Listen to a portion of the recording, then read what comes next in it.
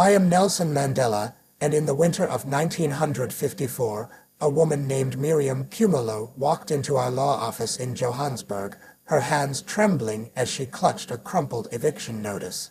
The air was thick with the scent of dust and the quiet hum of the city beyond our thin walls, but in that moment the world seemed to shrink to the weight of her despair.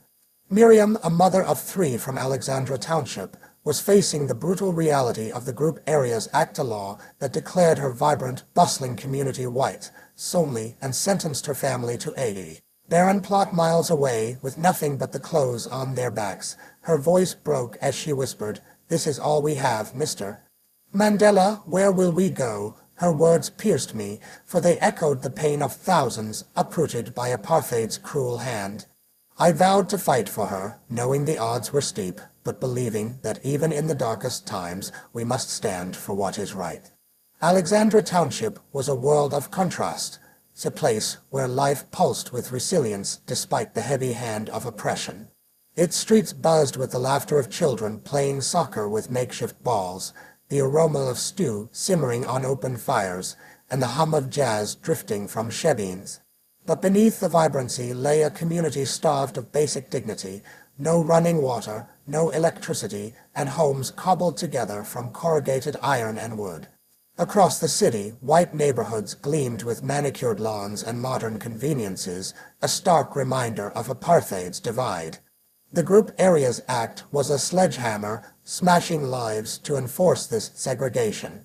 It declared entire townships like Alexandra out of bounds for black residents, forcing families like Miriam's into desolate resettlement, camps far from work, schools, and the ties that bound them. Miriam's home was a small shack she and her husband had built with their own hands. It was humble, but it was there, a sanctuary where her children dreamed of futures beyond the township's dusty lanes.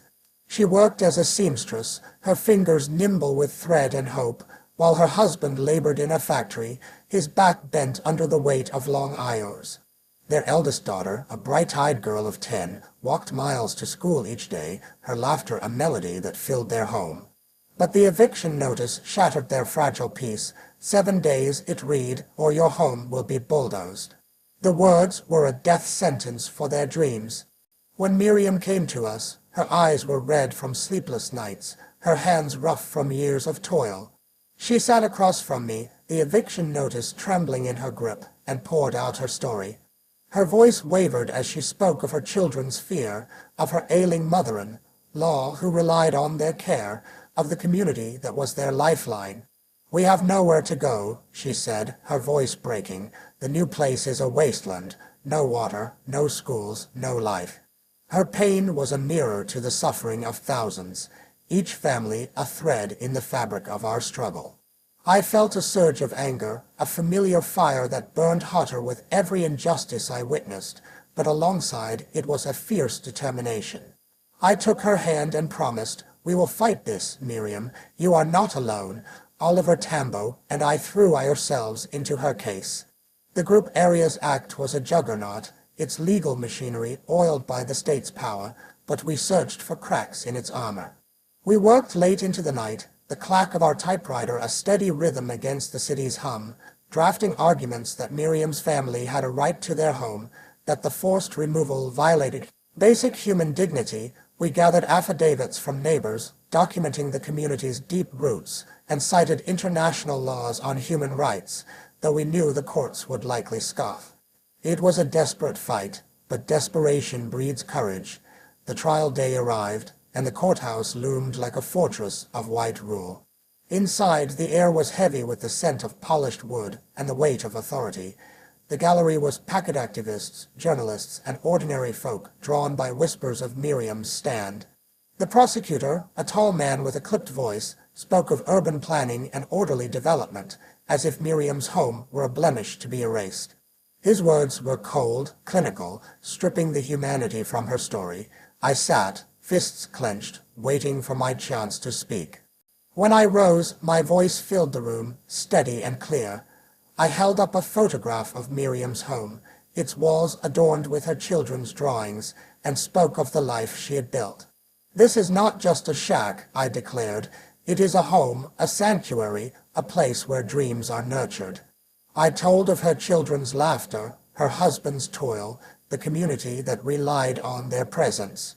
I challenged the court to see the moral rot at the heart of the group area's ACTA law that tore families from their roots to enforce a vision of racial purity.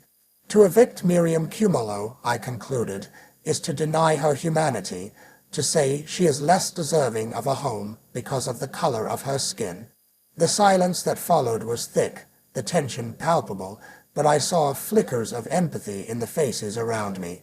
The judge, a stern figure with graying hair, listened impassively. His eyes avoided mine, his verdict already etched in his mind.